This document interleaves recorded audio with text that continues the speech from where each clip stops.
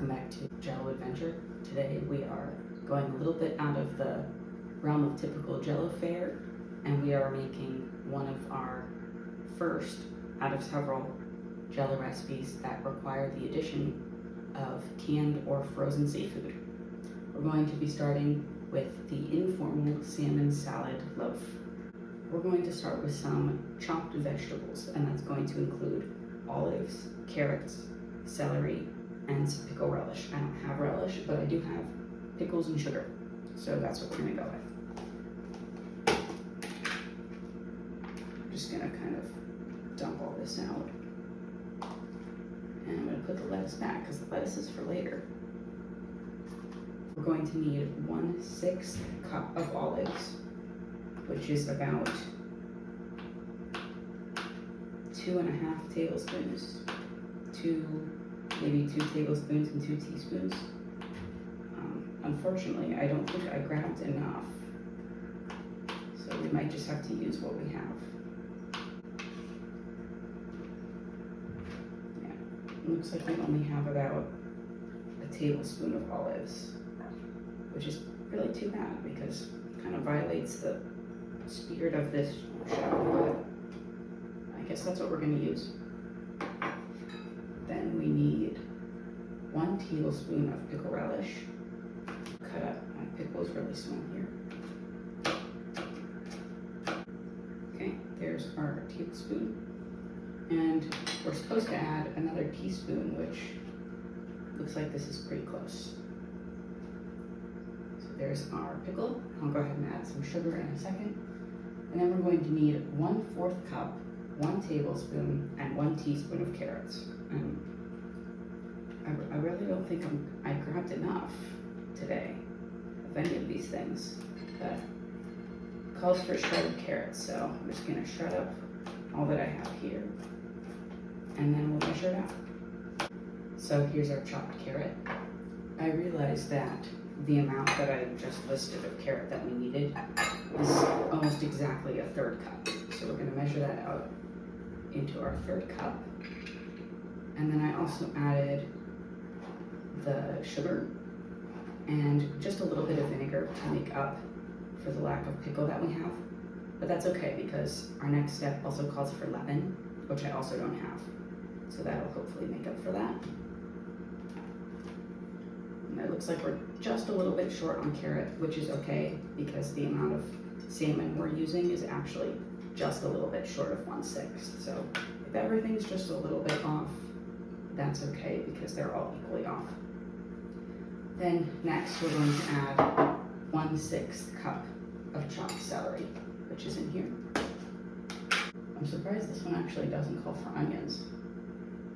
Don't worry, our other salmon recipe, here's our celery. It's requested to be finely chopped, so that's what we're gonna do.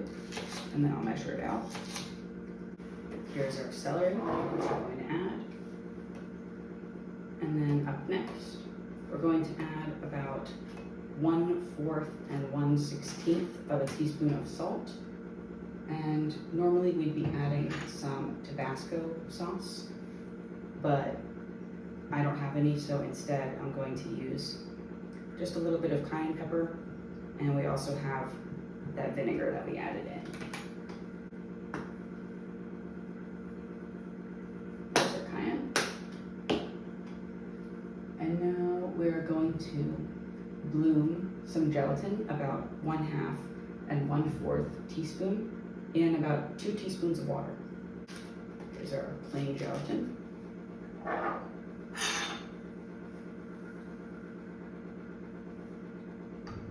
There's 1/2 teaspoon.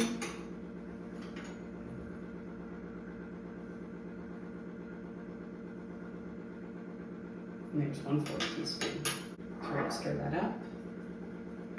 So now we're going to mix up our vegetable mix.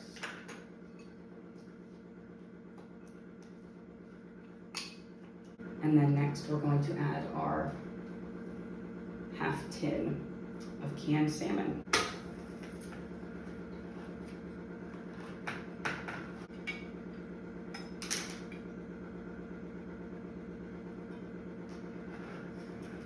There's our salmon. It's brown.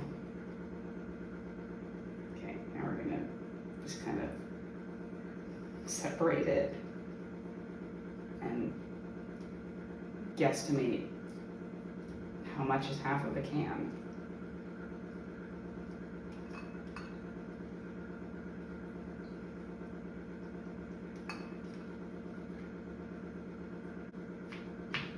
Here's our delicious salmon. I must say I've never had canned salmon before. I have had canned tuna, but this will be a new one for me, and what better way to introduce it than by just suspending it in Jello, completely filled with vegetables. And our next ingredients are going to be another true test of our culinary and textural palates. We're going to add 2 tablespoons and 2 teaspoons of mayonnaise and 5 tablespoons of cottage cheese. I thought that was gonna have plastic on it. Let's start with the cottage cheese. Cottage cheese incoming. Delicious. 5 tablespoons and 1 teaspoon.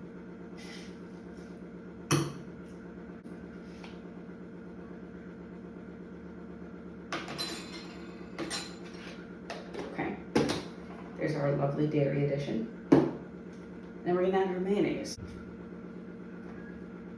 That's 1. That's 2. That's about 2 teaspoons.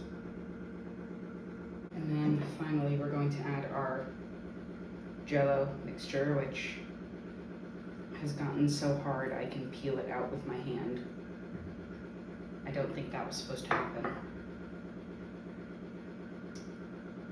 Yeah, I'm gonna have to mix that with some more water.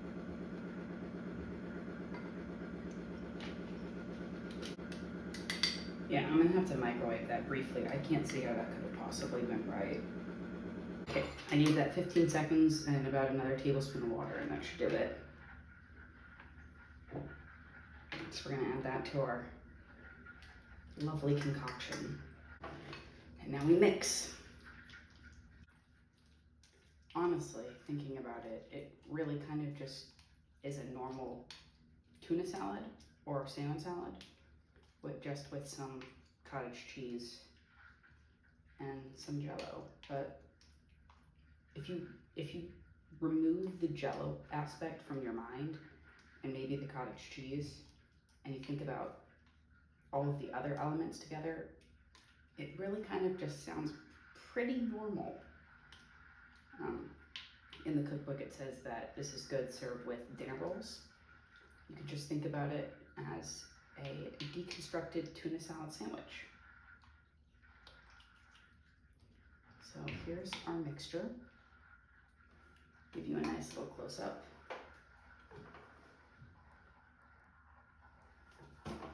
And we're going to add this, as instructed, to a loaf pan, or my lovely casserole dish that I got at Goodwill.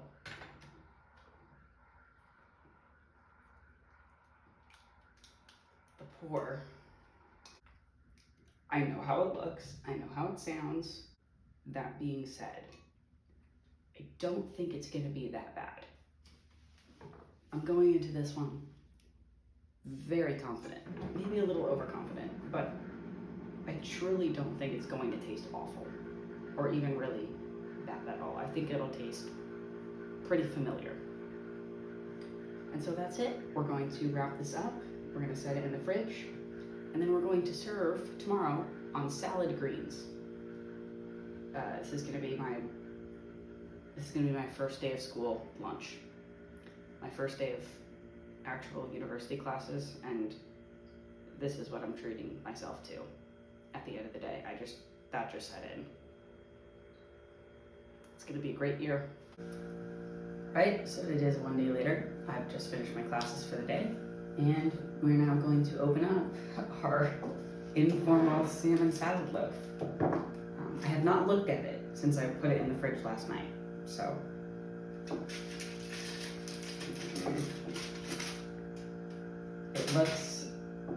It looks gelatinous. It's not budging. which is good because I was worried about it maybe being a little too liquidy. So now we're gonna cut it.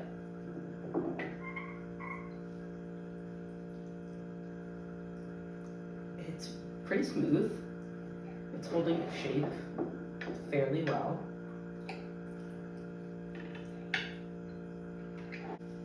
And then the instructions were to unmold onto some crisp greens.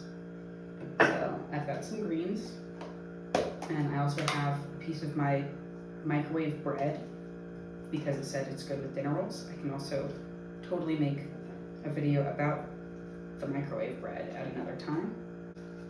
So here's our greens.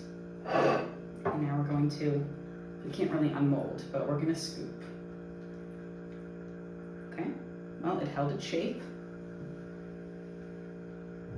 It does not smell offensive. It smells fine. Right. There we go.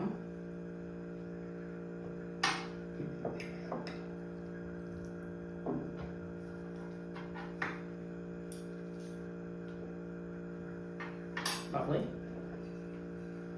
Here's our plate. And now that we're all plated as instructed, we're going to sample our fine luncheon.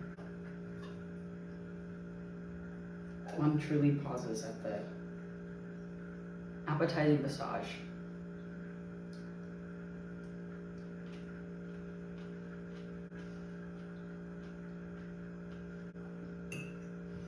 It tastes like a totally normal tuna salad. It doesn't even particularly taste like salmon. It's actually less fishy than tuna. It's nice. It doesn't really have a gelatiny feel. It's just a little bit maybe smoother than you'd expect. The celery gives it a little crunch. Can't taste the olives. Can taste the relish, which is usually a factor in fish salad, so that checks out. Yeah, the cottage cheese, can't really taste it. Maybe just adds a little additional creaminess. It's chill. The flavors go together completely fine. It's definitely a little bit lighter than a traditional salad that's not made with Jello, like just the mayonnaise.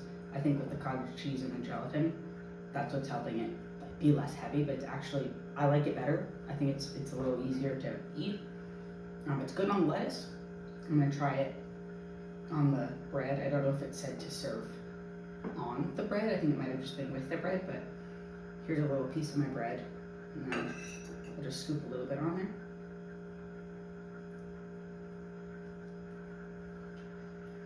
Yeah, it's good. It just tastes like a tuna salad sandwich.